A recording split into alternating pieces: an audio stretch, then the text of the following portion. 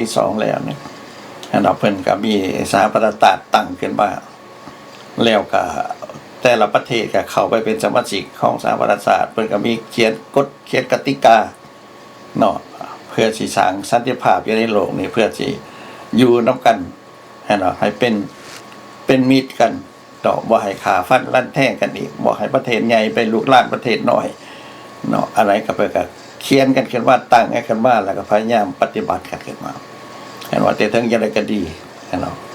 ในแต่ละยุคแต่ละสมัยแต่ละรัฐบาลเนาะก็มีการเปลี่ยนแปลงแนวทางนโยบายของแต่ละรัฐบาลทั้งในประเทศแต่ทั้งนอกประเทศเนาะทั้งในประเทศก็เป็นอีกแบบหนึ่งทั้งนอกประเทศเป็นแบบหนึ่งแต่ว่ามันจะคอยว่ามีการทูตแต่ว่าการสัมพันธ์กันระหว่างประเทศเนาะเฮาก็มาเบิ่งกันอยู่บนนี้คันว่าตามกฎบัตรสหประชาชาตินี่หมายถึงว่าให้มนุษย์ทุกคนนับถือซึ่งกันและกันนับถืออำนาจอธิปไตยเขตแดนดินของแต่ละประเทศนั้นบ่ให้ใส่สิทธิ์และอำนาจเนาะเขาไปแทรกแซงไปยึดครองหรือว่าไปล่าเนาะหัวเมืองขืนแบบเข้าแบบไม่ก็แล้วแต่หมายถึงว่ามันจะผิดกติกาผิดกฎบัตรสหประชาชาติเนาะฉะนั้นแล้วเฮาก็ต้องมาเบิ่งกันอยู่บนจุดนี้เนาะในยุคใหม่นี่ให้เราแม่นไผได้เป็นศัตรูของลาวเฮาถ้าชอบทางด้านการเมืองแล้วเพิ่นก็บอกว่าบ่มีมิตรแท้ศัตรูถาวรเนาะแล้วแต่ว่าไผสิเป็นหรือบ่ไผบ่เป็นเนาะเฮากับประชาชนลาวเฮาก็เบิ่งกันแล้วก็แต่ละประชาชนแท้บ่แต่ละประเทศน่ะก็บ่แม่นว่าสิเป็นศัตรูกันเนาะประชาชนก็เป็นประชาชนเนาะประเทศใดก็ฮักประเทศนั้นล่ะเนาะขนาดว่ามีคนสิมาปุ้นมาลักบ่เอาสมบัติของแต่เฮาไปแน่นอนแล้วเฮาก็ป้องกันเนาะถ้าว่าใช้กำลังเนาะเขามายึดเอามาข่มเหงเอาเนาะเวลานั้นก็แม่นแล้วเป็นศัตรูที่เขาจะว่าแล้วเปิดฉากแล้วว่าเนาะเปิดหน้าเปิดตาเอามาเป็นศัตรูกันเนาะก็จังว่าบางที่ก็บ่ได้เปิดเนาะมีเล่ห์เหลี่ยมอัน108เนาะโดยเฉพาะกับรัฐบาลที่ว่ามีเจตนาบิดเบือนบิดเบี้ยวเนาะอยากเอาประเทศอื่นมาเป็นประเทศหัวเมืองขึ้นหรือว่าอาณานิคมของตัวเนาะก็ใส่ทุกเล่ห์เหลี่ยมเนาะมีสามารถเนาะมาอันว่าหลีกเลี่ยงกฎหมายเนาะกฎหมายระหว่างประเทศกฎหมายในประเทศเนาะแต่กฎหมายระหว่างประเทศเท่ากับว่ากันแล้วว่าตามกฎสหประชาชาติเนี่ยหมายถึงว่าแต่ละประเทศเป็นเอกราชเนาะสิแม่นน้อยเป็นใหญ่ก็แล้วแต่แปลว่าอยู่ในสหประชาชาตินี่เราต้องได้นับถือกฎสหประชาชาติก็คือกันก็ว่าบ่อนุญาตให้ประเทศใดประเทศหนึ่งที่มีกำลังมั่งซ่ามีอาวุธหลายมีจำนวนพลหลายนั้นเข้าไปยึดเอาอีกประเทศหนึ่งเนาะมาเป็นหัวเมืองขึ้นของตัวเองอันนั้นแม่นห้ามตัวอย่างเขาจะเห็นได้อยู่ในประเทศเขมรเห็นป่ะแก้วทรงกำลังเข้าไปยึดประเทศเขมรล่มรัฐบาลปลปเห็นป่ะแล้วเวลานั้นแม่นผิดกฎบัตรสหประชาชาติก็เป็นสำหรับเวลานั้นก็แก้วกับเขมรก็เป็นศัตรูกันเนาะจะได้จึงคอยว่าทางโลกในทางสหประชาชาติในทางจังหวัดก็ได้มีก็เอามาตรการหมายความว่าบ่รับผู้รัฐบาลที่ใส่กำลังเข้าไปยึดอีกประเทศหนึ่งมันเอาไปที่ตั้งไผขึ้นมาก็แล้วก็แต่รัฐบาลทุนที่ตั้งขึ้นมาน่ะหมายความว่ามันผิดกฎของสหประชาชาติเวลานั้นเฮาก็เว้าได้ว่าแก้วเป็นศัตรูของเขมรประชาชนเขมรนั่นเนาะฉะนั้นล่ะก็ให้มีการแก้ไขทางโลกนี่ก็กดดันบ่รับผู้รัฐบาลที่แก้วตั้งขึ้นมานะครับและบ่รับผู้ว่าแล้วก็ประนามแก้วว่าเนาะความบาดแก้วว่าใส่กำลังไปยึดอีกประเทศหนึ่งเนาะจะคอยมีการลงโทษเจ็กก็เป็นลงโทษแก้วปกติคือครบแล้วทั้งโลกเลยก็ประนามนำกันนะอันนั้นมันเป็นเรื่องที่ชัดเจนที่มันคัดจะว่าเลยมันเดคลาเรนะว่าเป็นศัตรูเนาะแต่ตัวมันบ่เดคลาเรนี่ได้โตมันใส่วิธีสวดสามารถวิธีม่านมีสามารถวิธีสีถนนใส่บ่หรือว่า เชียงเมียงไปยังนี่นะแน่นอนเขามาเอาประเทศลาวเขาเนี่ยนะภายใต้เส้นหญ้าแน่นอนมิตรภาพเพิ่นเอิ้นว่ามิตรภาพพิเศษลาวเวียดแน่นอนต้นนี้นี่นะแต่เฮาก็ถือได้ว่าเป็นวิธีการที่แล้วมันยังก็เลิกแหลกที่สุด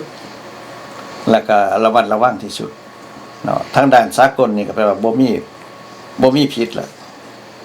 หากว่าแก้วสิมาอยู่ลาวนี่นะมาเป็นไงกันในเมืองลาวนี่บ่ผิดเพราะว่าหยังเพราะเป็นการตกลงเส้นสัญญากันอันว่าคำว่าทางด้านสากลในทางสวัสดิ์ระหว่างรัฐบาลประเทศหนึ่งกับประเทศหนึ่งนี่นะหมายถึงว่าประเทศที่มีอำนาจอธิปไตยครบถ้วนนี่ตกลงเซ็นสัญญากันแล้วก็แปลว่าบ่มีหยังผิดเป็นการรวมมือนะทางด้านใดก็แล้วแต่ด้านวิชาการด้านหยังก็แล้วแต่อันนั้นทางด้านสากลนี่รับได้นะแต่หากว่ามันนี่คือประเทศลาวเฮานี่นะนั่นน่ะหมายถึงว่ารัฐบาลลาวนี่นะแต่ว่าที่เอิ้นว่าเป็นรัฐบาลเอกราชนี่นะเนาะความเป็นจริงแล้วมันบ่เป็นรัฐบาลเอกราชนะมันรัฐบาลหุ่นเนาะที่แกเสิร์ชตั้งขึ้นมาให้ปกครองลาวเนาะแล้วก็สองรัฐบาลนี่มาตกลงเซ็นสัญญากันว่าซั่นนะเบิ่งทางนิติกรรมนี่ทางด้านกฎหมายนี่แม่นถูกต้องถ้าหากว่าเฮาบ่ฮู้จักว่ารัฐบาลลาวนี่แม่นไผควบคุมเห็นบ่แม่นไผอยู่ทางหลังคือเขาเว้ากันนี่แหละแก้วกับแก้วเส้นกันบ่แม่นลาวกับแก้วเส้นกันนะฉะนั้นแล้วเรื่องวิธีตัวนี้นี่มันเลิกแหลกพอสมควรเนาะอำพรางทุกอย่างปิดบังทุกอย่างเฮ็ดให้คือว่าลาวกับแก้วเส้นกันร่วมไม้ร่วมมือกันเนาะในหอบดาบแต่ว่าความเป็นจริงแล้วมันบ่แม่นลาวกับแก้วเส้นกันนะมันรัฐบาลหุ่นที่แกตั้งขึ้นมาเส้นกับรัฐบาลแก้วเนาะมันจึงบ่มีความเสมอภาคฉะนั้นสัญญาตัวนี้แล้วต้องถือได้ว่าเป็นสัญญาเห็นบ่สัญญาเลือดสัญญาขี้ขาสัญญาที่มายึดประเทศลาวเป็นหัวเมืองขึ้นของแก้วเนาะอันนี้เฮาเห็นพอนักกันหมดทุกคนโดยเฉพาะคนลาวเฮาที่อยู่ในต่างประเทศที่บ่มักระบอบคอมมิวนิสต์นี่อันนี้มันชัดเจนที่สุดมีแต่ว่าหมวดเพิ่นอยู่ทางในนั่นเพิ่นบ่เพิ่นปฏิเสธว่าเพิ่นบ่ได้เป็นหุ่นเสิร์ชของแก้วบ่ได้เป็นขี้ขาแก้วเนาะแล้วก็ลูกหลานเกิดมาในรุ่นที่ถือเขาเจ้าอบรมบ่มสมองเนาะว่าแก้กับลาวได้เป็นอ้ายน้องกันเนาะแก้วเป็นผู้ที่มีบุญคุณต่อประเทศลาวเนาะต้นนี้เป็นเขาเจ้าสร้างวัตกรรมเนาะขึ้นมาเพื่อประกบหรือว่าเพื่อปิดบังความเป็นจริงนะว่าความเป็นจริงแล้วเนี่ยแม่นแก้วเป็นผู้ควบคุมลาวเป็นผู้อยู่เบื้องหลังของรัฐบาลของพรรคปฏิวัติประชาชนลาวเนี่ยมาตลอดเนาะฉะนั้นแล้วเฮาสิสรุปได้ว่าผู้ใดที่ว่าลุกล้านเฮานะมายึดเอาประเทศเฮาเป็นหัวเมืองขึ้นเฮาก็จับแบบใหม่หรือแบบเก่าก็แล้วแต่แม่นผู้นั้นเป็นศัตรูของลาวได้บ่ท่านสวัสดิ์ก็เป็นผู้นำเป็นศัตรูของเราแต่สิมาเหยียบย่ำยึดเอาแผ่นดินลาวเฮาหรือว่าเป็นบ่อนทำมาหากินของเขาคือเราเห็นถูกมือนะก็คนแก้วมันเขามาลาวเฮานี่มันมีสิทธิ์มีอิทธิพลใดทุกรูปแบบมันอยากเฮ็ดหยังมันก็เฮ็ดได้ไอ้น้ำให้มันถือต้องทางด้านการกฎหมายก็คือเว้ากันมาการเซ็นสัญญาหอบด่านอยู่ในลาวนี่ความสัมพันธ์สมัยตรีของพวกเพิ่นนี่อันนี้คันเฮาเบิ่งบ่คักคันเฮาเบิ่งแบบเพิ่นๆมันก็เป็นในรูปนึงคันทางด้านเดือนกฎหมายแล้วทางสากลเขาก็ขับฮู้ว่ารัฐบาลอันลาวกับรัฐบาลเพิ่นเอิ้นว่ารัฐบาลลาวรัฐบาลหุ่นกับรัฐบาลแก้วเส้นกันนี่นะมันก็มีรายหลักก็มีนี่มันก็มีหลักฐานกันคักแน่แต่ว่าเฮาต้องเบิ่งเขาไปลึกๆเข้าไปอีกว่าแม่นจุดประสงค์ของเขาเฮ็ดนี่เขาเฮ็ดเพื่อหยังแล้วก็ผู้ที่เส้นนี่แม่นที่มาของผู้เส้นนี่แม่นหยังแม่นไผ และเป็นคนน่ะอยู่ในขันใดระดับใดอันนี้พอเข้าไกลให้คนขั้วน้ำกันแล้วก็ศึกษาเบิ่ง เขาเจ้า ว่ามัน เขาเจ้ามีทุกระดับเลยครับสวัสดิ์เห็นเนาะระดับภาคก็ภาค มัน ก็มี มัน อะไรนั่นเนาะวันนี้ระดับภาคปฏิบัติตัวจริงระหว่างรัฐกับรัฐ ระวังรัฐกับรัฐ เพิ่นก็มีการมาตกลงกันมาเฮ็ดเวียกร่วมกัน ตั้งคณะกรรมการขึ้นมาเห็นบ่คือกันก็ว่าเรื่องสาธารณสุขว่าซั่นเนาะของแกก็ของลาวนี่ต้องมาผสมประสานกันมาเฮ็ดเวียกร่วมกันเนาะแล้วก็คันจะว่าเราเป็นหยังเห็นบ่ประเทศอื่นคือบ่มีตัวนี้นะเนาะเป็นหยังบ่เฮ็ดกับประเทศอื่นเป็นหยังจะมีแต่กับประเทศแก้วถ้าเนาะตัวอย่างนะความสัมพันธ์พิเศษปานนั้นนะในทุกด้านทุกระดับ จะต้องมีคณะกรรมการมีสมาคมมีตั้งแต่ถึงหอดลุมเนาะเป็นหมายความว่าเฮ็ดเวียกร่วมกันสัญญาร่วมกันเนาะแล้วก็ทหารแก้วที่อยู่ในลาวนี่มันบ่ได้อยู่บ่ได้ดึงเครื่องแบบเข้ามาแต่เป็นนุ่งเครื่องซีวิลเข้ามาเป็นผู้เชี่ยวชาญเข้ามาเป็นนักวิชาการเป็นนักการค้าการขายหยังเข้ามาอันนี้มันอำพรางได้ทุกนั้นเนาะฉะนั้นเฮาจึงเห็นว่าคนแก้วหลั่งไหลเข้ามาเต็มบ้านเต็มเมืองเฮาเนาะอันนี้เฮาเว้าเรื่องแก้วก่อนเนาะ เจ้า จึงค่อยว่าเฮาสิสรุปได้บ่ว่าแก้วเป็นศัตรูของลาวเนาะอันนี้ก็ตั้งคำถามกับเบิ่งที่ว่าท่านทั้งหลายเพิ่นถามมาซั่นเนาะว่ามันไผเป็นศัตรู อันนี้อยากเกิดเป็นหนึ่งท่านแสงขอโทษ เจ้า อันเรื่องแก้วที่มันเข้ามาในลาวเฮานี่นะตามที่ว่าทุกคนนี่เขากาเห็นในหูปหนึ่งเนาะแต่สภาพลึกๆเขาไปแล้วคือว่ามันไปฆ่ากันอยู่บนว่าเส้นสัญญาอันนั้นเนี่ยก็สันติภาพหรือว่าร่วมกันร่วมงานกันนี่หอบด่านนี่นะแสง เจ้า ตัวนี้แหละมันอันตรายที่สุดมาเบิ่งแล้ว แล้วเขาเจ้ากับเขามาทุกรูปแบบเดียวนี้ในขาบบ่แม่นขาบกำลังทหารได้ทุกรูปแบบบ่ว่าเขามาเป็นแม่ค้าแม่ขายเขามาเป็นกรรมกรเขามาเป็นพนักงาน เขามาเป็นแม่จ้างนางเล่ล้วนตั้งแต่มินสายหลับของเขาทั้งสิ้นอันนี้ข้าพเจ้าเห็นคือแนวนั้นฉะนั้นจึงว่ามันสิเขามาในรูปใดมันก็บ่สนใจเพราะว่าวิธีสิเอาเจ้าวิธีสิเลื่อมคนลาวเฮาอันนี้วิธีหนึ่งที่ว่าเขาเฮ็ดทุกมื้อนี่จังว่าฉะนั้นจึงว่าเฮาคนลาวนี่เฮาต้องเข้าใจว่าไผเฮ็ดอีหยังในประเทศลาวของพวกเฮาและที่มามันแท้ๆนี่แม่นเนี่ยเป็นหยังมันจะปล่อยเขามาเบิดทุกแนวเดี๋ยวนี้ด้านสังคมด้านอีหยังมันก็เบื่อเมาเขามาเบิดทุกแนวทุกรูปด้านก็คือเอาเข้าใจนำกันแม่นวิธีกันอันนั้นน่ะปุ๊บวิธีที่ว่าสิเอาเจ้าแบบให้เจ้าบูซึกโตนะ วิธีเขาว่าเกินกินอีกประเทศหนึ่งมันด้วย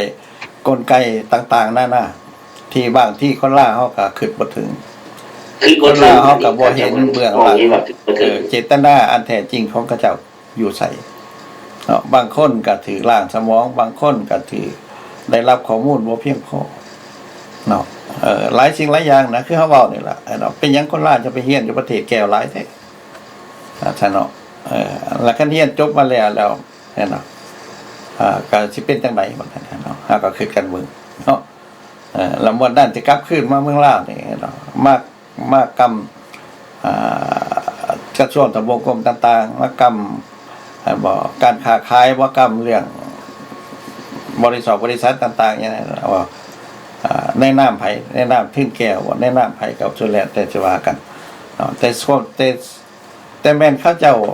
ว่าแล้วมันเลขคนอันเลิกแล้วที่สุดนะที่บางคนล่าเขาบางคนนี่ยังบ่ถึงเนาะยังอ่านบ่ถึงเจตนาแท้ๆของพระเจ้านี่อยู่ใส่เนาะมีแต่เห็นเบิ่งเผินๆซื่อๆท่านสวัสดิ์เนาะฉะนั้นแล้วเนี่ยเฮาจึงก็อยากจะรู้กันว่าเป็นได้บ่ถือว่าเป็นศัตรูของลาวได้บ่เพราะว่าการที่เขามาครอบครองมายึดครองนี่นะมันใกล้สิจบแล้วเด้เนาะมันใกล้สิสำเร็จแล้วเด้เนาะนี่เนี่ยเฮาจึงคอยเห็นว่าอันตรายการสนอการไปกันว่าการเยี่ยมยามกันอยู่ตลอดเนี่ยนะหมายความว่าคือกันก็ว่ากงโตรนจะอยู่ตลอดเนี่ยนะ เห็นบ่ควบคุมจะอยู่ตลอดเนี่ยนะเห็นบ่จะต้องมารายงานอยู่ตลอดมาสิ้นกันอยู่ตลอดมาเห็นบ่แสดงความหักความแพงความจงรักภักดีกันอยู่ตลอดเนี่ยนะอันตัวนี้นี่เห็นบ่ที่หลายคนก็สิบ่เห็นบ่เข้าใจเนาะแต่คันเบิ่งลึกๆไปอาจสิเข้าใจเนาะบัดนี้นี่อาจังหวัดมันบ่มีแต่ผู้เดียวได้บัดนี้นะเนาะมันบ่มีแต่แก้วเท่านั้นได้นี่นะเนาะมันก็มีศาสตร์อื่นเข้ามาคือกัน แต่ว่าการเข้ามาของศาสตร์อื่นนี่ก็แตกต่างกันไปอีกนะตัวอย่างจิกเห็นบ่จิกก็บ่ได้น้อยหน้าแก้วเด้ที่มีเจตนาที่เขามาควบคุมลาวมาเอาลาวเป็นหัวเมืองขึ้นอีกแบบหนึ่งคือกันเนาะถ้าเขาเจ้าก็มาแบบไม้เห็นเนาะบ่ได้มาแบบคือแก้วเห็นเนาะมาแบบเอาเงินนั่นเนาะเอาเทคโนโลยีเอาต่างๆนั่นเนาะมาก็ว่าคอยสิซอยเจ้านะเด้ทุกด้านหอบด้านด้วยกัน ให้เจ้าว่าเป็นเขาเจ้าพันธมิตรหอบด้านนี่คือกันเนาะก็ว่าเช่นครับกันน้ำกันอีกไปครับว่าด้านทหารก็สิซอยด้านเงินด้านค่ำก็สิซอยด้านอาวุธยุทธภัณฑ์ด้านแพทย์ด้านหมอด้านผู้เชี่ยวชาญหยังก็แล้วแต่ว่าจะต้องการก็สิซอยแล้วทั้งด้านเศรษฐกิจอีกว่าเนี่ยนะแม่นบ่คอยสิซอยซื้อเจ้าอีกกันนี่ขอแต่ว่าเจ้าผลิตขึ้นมาได้เจ้ามีตลาดว่าซั่นเนาะคนข่อยหลายข่อยต้องการเห็นบ่เจ้ามีเท่าไหร่ข่อยเอาหมดเจ้าบ่ต้องผลิตไปขายไปเหมือนดอกคลายข่อยผู้เดียวก็ได้แล้วนั่นล่ะตามเขาเจ้าเว้าเด้ฉะนั้นคนลาวบางกลุ่มบางคนก็คิดว่าโอ้เป็นโอกาสดีแล้วเด้แม่นบ่เฮาบ่มีเงินอยู่แล้วแม่นบ่เฮาก็ด้อยหลายแนวแล้วเพิ่นเอาหยังว่าซอยก็สิดีแล้วบ่ท่านเจ้าว่าถ้าดอกเรื่องเงินเศรษฐกิจบ่เป็นหยังข่อยสิซอยจะอย่างใดเท่าใดแม่นบ่ข่อยสิให้เจ้าข่อยสิให้ยืมให้ล่าเนาะดอกเบี้ยต่ำบ่ซั่นน่ะหลักโครงการใหญ่ๆของข่อยที่ข่อยเฮ็ดมานี่เจ้าก็ต้องสนับสนุนเนาะคือโครงการเห็นว่าเส้นทางสายไหมเพิ่นเนี่ยวันแบนวันรถเพิ่นเนี่ยเนาะเพิ่นก็ให้ลาวสนับสนุนลาวก็ยินดีสนับสนุน1,000%แล้วเต็มร้อยแล้วเนาะว่าแต่เสนอมาโลดนี่แหละเอาทางรถไฟความไวสูงเอาเลยเนาะตั้งแต่ว่าความต้องการบ่มีก็มีว่าเขามาตั้งความต้องการให้เด้ขั้นสามเนี่ยจะสิได้จังซั่นจะสิได้จังซี่จะมีอันนั้นมีอันนี้ประเทศจะสิเจริญรุ่งเรืองเนาะสิมีทางผอกทางผ่านอะไรเอานี่เอาก็ตึกคือโคกนักธุรกิจการค้าเจ๊กก็สิหลั่งไหลเข้ามาเต็มบ้านเต็มเมืองแล้วก็ผ่านเจ้าอีกไปบ่นี้ไปประเทศอื่นอีกเนาะนั่นก็เป็นผลประโยชน์ของพระเจ้าแต่ว่าคันว่าบ่มีเงินนี่มันลาวนี่ทุกข์บ่เป็นหยังเนาะคอยสิซอยจะมีทรัพยากรธรรมชาติบ่อึดเนาะบ่แห่บ่เงินบ่ค้ำคอยใช้คอยสัมปทานจะมีดินดอนตอนหญ้าบ่อึดเนาะให้คอยสัมปทานเนาะ100 ปี50 ปี70 ปีแล้วแต่ว่าจะมีบ่เงินบ่ค้ำบ่กลัวบ่ซื้อบ่หยังก็แล้วแต่ให้คอยสัมปทานเนาะคอยจะเป็นพวกควบคุมประเทศเนาะเขตเศรษฐกิจพิเศษดินดอนตอนหญ้าที่จะมีบ่อนดีๆงามๆให้คอยสัมปทานแต่บ่เข้า10 ปีคอยจะเอาคนคอยเข้ามาเอานักวิชาการแต่เข้ามาเอาทึ่งกับเข้ามาเอาในทึ่งคอยเข้ามาลงทึ่งตั้งบริษัทอยู่ในบ้านเจ้าท่านบอกก่อเฮือนขึ้น10 สั่น20 สั่นนกกระตึกคือโคกอื่นๆอยู่ในเวียงจันทน์เจ้าต้องการบ่ต้องการขอบ่สนใจคอยได้สัมปทานแล้วก็ต้องเฮ็ดไปตามก็อยากเฮ็ดเอาไปว่าก็มีแต่เจ๊กหลั่งไหลเข้ามาเต็มบ้านเต็มเมืองเต็มเหนือฮอดใต้บริษัทน้อยๆใหญ่ๆก็เจ๊กเบิดนะเจ๊กก็มีเจ๊กดีเจ๊กซัว เจ๊กโลภมากเจ็บหน้าเลือดเห็นบ่ซัมปปิเห็นบ่คลั่งไหลกันเข้ามาแล้วก็มาตักตัวเอาผลประโยชน์แล้ววันนี้ผู้ใดเสียเห็นบ่ก็ลาวเสียประชาชนลาวเสียอย่างเสียดินเสียดอนเสียโอกาสคือโคหมดทุกอันตัวเนี่ยเสียโอกาสเนาะแล้วมันเป็นขึ้นแนวนี้นี่มันมาหูปอีกแบบใหม่ท่านสวัสดิ์ ข้าพเจ้าว่าอันตรายกว่าแนวอื่นอีกเลย กว่าสงครามแม่นบ่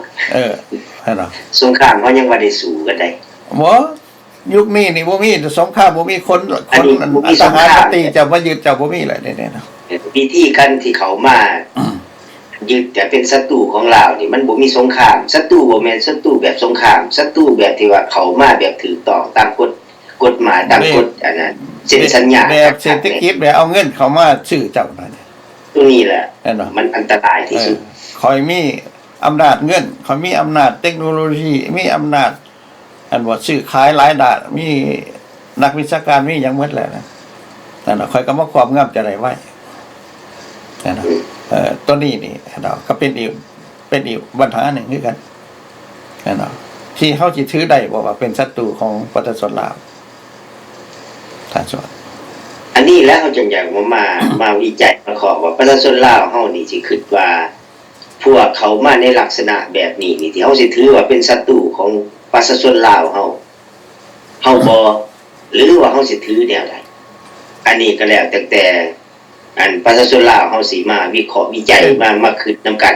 ตามเจ้าของนี่คือ เป็นไพ่ แต่ ว่า สำหรับ คุก ตัว ข้าม เจ้า บ่ ของได้แสง ฮะ เจ้าของนี่ว่าเป็นศัตรูของคนลาวได้แนวนี้ เจ้า เพราะว่ามันเข้ามามันบ่ได้ให้ความอันนั้นอยู่เย็นให้ส่งเสริมให้คนลาวเฮามีสิทธิเสรีภาพมีอยู่มีกินตามที่ว่าพวกเพิ่นเว้าหั่นนะเพิ่นว่าสิเข้ามาช่วยเหลือให้ประชาชนลาวมีเวียกเห็นงานทำให้ประชาชนลาวมาให้มีชีวิตอันดีขึ้นก่อนเก่า และน้ำมันก็ทุกข์ลงไปก่อนเก่านี่นะผลกระทบมาทุกรูปแบบนี่ ขั้นที่ว่าแรกเลยนะอัน เจ้าที่ว่าศัตรูของศาสตร์นี่ถือได้ของประชาชนลาวนี่ถือได้ครับเจ้าเห็นคือแนวนั้นท่านแสง เจ้ามันหายแห้งเลยท่านเนาะขั้นจะเบิ่งคักๆนะท่านสวัสดิ์เขตเศรษฐกิจพิเศษเนี่ยนะอันเนาะที่ยกไข่เก็กมาลงทุนเนี่ยนะมาซื้อเอาเป็นเศรษฐกิจพิเศษนะมีทั่วประเทศเลย มีแต่โครงการใหญ่ๆใหญ่ๆมีการโปรเจกต์ควบกวมเอาบอนไหนก็ฉันบอก7-8,000อันเอกตาเห็นไหมแล้วก็มีสิทธิ์เซากันว่าคันจะเว้าเซาตกลงกันอายุสัมปทานนี่70-80 ปี50 ปีต่อได้เอาก็คงแล้วอยู่ในเขตของเขาเจ้านี่นะเขตเศรษฐกิจพิเศษนะถือว่าเป็นเขตอธิปไตยของเขาเจ้าเลยเขาอยากว่าเฮ็ดหยังก็ได้อยู่ในเขตนั้นเขาอยากว่าจัดตั้งจักบริษัทก็ได้อยากเอาไผมาลงทุนอยู่นั่นก็ได้เนาะบ่มีกำหนดลาวเฮาบ่สามารถที่ยับยั้งได้ว่าโอ้นั่นบ่อันนี้บ่เอาเข้ามาเด้อเศรษฐกิจแบบนี้บ่เอามาบริษัทนี้บ่ให้เข้าเด้อบ่แม่นบ่มีนั่นน่ะแล้วก็บ่สามารถที่ควบคุมได้นั่นน่ะบ่สามารถควบคุมได้เขารู้จักนะหมายความว่าเป็นเขตของเขาเจ้าเขาอยากเห็นหยังก็เห็นได้ต้นนี้นี่เนาะประชาชนที่อยู่ในเขตแค่ห้องว่าเขตประเทศสัมปทานในตอนระยะนี้มันออกนี้มันจากเนาะเป็นประเทศเมืองเป็นเมืองหนึ่งแขวงหนึ่งของเขาเจ้าลองคิดเบิ่งตาจังหวัดว่า90 ปีเนาะอยู่ในเขตตัวนี้เนี่ยนะมีแต่เขาจะเอาคนจีนเขาว่าตั้งเป็นหารค้าหารขายเป็นโรงแรมเป็นนักท่องเที่ยวครบวงจรแล้วเขาก็บ่ได้สนใจนำคนอื่นบ่ได้สนใจนำคนลาวเขาสนใจนึงว่าเอาคนเจ็กเข้ามาซื้อมากินมาหลินมาเที่ยวว่าอยู่ในเขตนี้ได้เนาะสร้างอพาร์ตเมนต์ขึ้นมาได้สร้างตึกขึ้นมาได้สร้างอันหัดการขายขึ้นมาได้แล้วเขาก็เอาคนเข้าไปมาอยู่ในนี้เนาะซ้ำก็ว่ามาขยายเมืองอีกเมืองนึงอยู่ในเมืองลาวว่าซั่นเนาะให้เป็นไชน่าทาวน์กันไปเหมือนนี้แล้วลองขึ้นเบิ่งอีก 4-50 ปีนี่เจ๊กเขามาลาวนี่สิหลายปานใดมีกำหนดกันบ่ลาวได้กำหนดไว้บ่ว่าเขตนี้ให้เจ้าเขามาอยู่ได้ซ้ำนี้มีบ่ได้ตกลงกันบ่แบบนี้ข้าพเจ้าคิดว่าบ่ได้ตกลงเนี่ยเนาะอันนี้แหละข้าพเจ้าอันตรายเขาจะมาสนทนากันว่าผู้ใดเป็นมิตรผู้ใดเป็นศัตรูเนาะลาวเฮา ในประเด็นที่ว่าเฮาเว้ากันมานี่ต้นต่อของมันทีมาของมันพวกเฮาก็ได้เว้าเรื่องการเป็นมาของแต่ละศาสตร์ที่เขามาใส่ชีวิตอยู่ในเมืองลาวที่เขามาถูกต้องตามกฎหมายบ้านเมืองที่ได้ถูกเซ็นสัญญาจากพรรคที่เอิ้นว่าจากรัฐบาลของพวกเพิ่นนี่นะแล้วมันมีความลึกแลบน้อยหลายขนาดใหญ่อยู่ในทางในของมันนี่นะอันนี้แหละจังว่าพวกเฮาจังว่าอยากรู้จักว่าแม่นไผเป็นศัตรูแม่นไผเป็นมิตรของประเทศลาวและของประชาชนลาวอันนี้พวกเฮาจังมาชอบกันมาค้นคว้ากันว่ามาศึกษานำกันว่าที่มาของคนสองประเภทนี่นะ2ประเทศแล้วก็2ประเภทนี่นะประเภทหนึ่งเขามาทางด้านอันนั้นเส้นสัญญาความประสานงานการเฮ็ดเวียกกันหอบด่านประเภทหนึ่งเขามาในนามการช่วยเหลือสัมปทานช่วยเหลือเอาเงินให้เจ้าเขาให้เจ้าเฮ็ดอยากเฮ็ดหยังอยากทำหยังคอยช่วยเจ้าได้เบิดอันนี้นี่เฮาจังมาเว้ากันว่าสิ่งทั้งสองประเภทนี่นะการแสดงแล้วเฮาสิถือว่าเป็นมิตรที่ดีได้บ่หรือว่าเฮาสิถือว่าเป็นศัตรูของประเทศชาติเป็นศัตรูของประชาชนลาวอันนี้ก็ให้คิดนำกันว่าแผนการลึกแลบของการคือข้าพเจ้าเว้าเรื่อยๆแล้วว่าวิธีการล่าหัวมึงขึ้นแบบใหม่มันแตกต่างกับการล่าหัวมึงขึ้นแบบเก่าหลายศตวรรษผ่านมาเพราะว่ายกนี่สมัยนี้มันยกที่ว่าคนมีเทคโนโลยีแล้วก็มีสติปัญญาคนลาวเฮาก็บ่ขี้ร้ายก็บ่โง่ก็อ่านออกคือกันหากแต่ว่าเป็นหยังผู้ที่ว่ารู้แจ้งเห็นไกลผู้ที่รู้จักอ่านออกมันผัดบ่มีโอกาสคือเฮาเว้ากันมานี่แหละมันก็เลยถือการเหยียบย่ำสิทธิออกจากมีอำนาจอิทธิพลนำเขาแล้วการผลสุดท้ายคนอยู่ในศาสตร์ของตัวเองก็เป็นศัตรูของศาสตร์รวมหัวกับต่างศาสตร์มาทำลายประเทศศาสตร์ของเฮาอันนี้แหละครับพระเจ้าเห็นสำหรับคนใดหากแต่ว่ามีแนวคิดแบบที่ว่าบ่ให้สิทธิ์ประชาชนลาวเป็นเจ้าของประเทศของตนเองนี่นะแม่นผู้นั้นเป็นศัตรูของประชาชนและของศาสตร์ครับเจ้าเห็นคือแนวนั้นท่านแสงเจ้า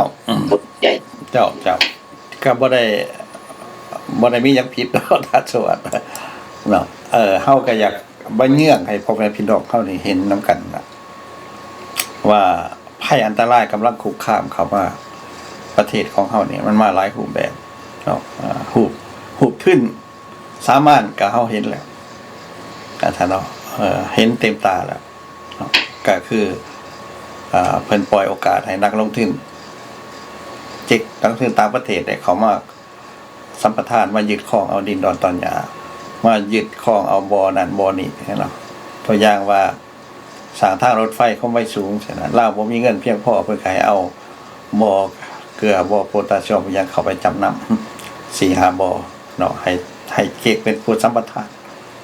เนาะแล้วก็การตกลงเซ็นสัญญากันของหมวดเพิ่นท่านบ่มีปัญหาว่าไผรู้จักประชาชนผู้ที่เป็นเจ้าของประเทศ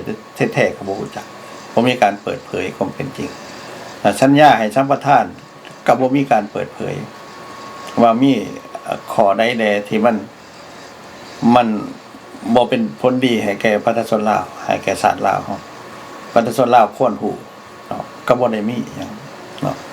อันนี้แหละก็จึงค่อยว่ามันเป็นอันตรายหลายที่สุดในยุคนี้นี่เขายึดครองประเทศนี่มันแบบใหม่เนาะคือเขาบอกกันได้แบบทึ่นนิยมสาบ้านกับเขามาเนาะโดยที่ว่าการร่วมร่วมมือกันกับเจ้าหน้าที่บ้านเมืองคนที่มีอำนาจเต็มเนาะประชาชนแท้บ่เว้าแล้วบ่มีอำนาจว่าที่มาของรัฐบาลก็บ่ได้มาจากประชาชนก็บ่มีอำนาจต่อรองสิต่อว่าต่อค้านจังได๋เหมือนเพราะเพียงแต่ว่าเป็นนักโทษเป็นขี้ขาอยู่ในประเทศนึงบ่มีสิทธิ์ปากเว้าหยังมันเนาะก็เป็นในเท่ากับเว้ากันอยู่เรื่อยๆว่าระบอบอุบาทระบอบใส่การบ่ได้ระบอบที่กดขี่ข่มเหงเนาะประชาชนแล้วก็สร้างความย้านกลัวประชาชนบ่ให้ประชาชนกล้าลุกขึ้นมาต่อว่าต่อค้านอย่างไรเหมือนเนาะกลุ่มนี้นี่ก็เป็นศัตรูอันร้ายกาจของลาวเหมือนกันนะท่านข้าพเจ้าเห็นคือแนวนั้นเป็นร้ายกาจของประชาชนลาวและกลุ่มนี้แม่นล่ะของศาสตร์ลาว ของศาสตร์ลาวอีก